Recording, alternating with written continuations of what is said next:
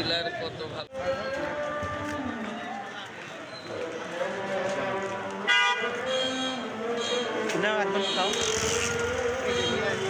না না না না, এটা কি করা লাগবে, শিলা লাগবে না, এটা ছিল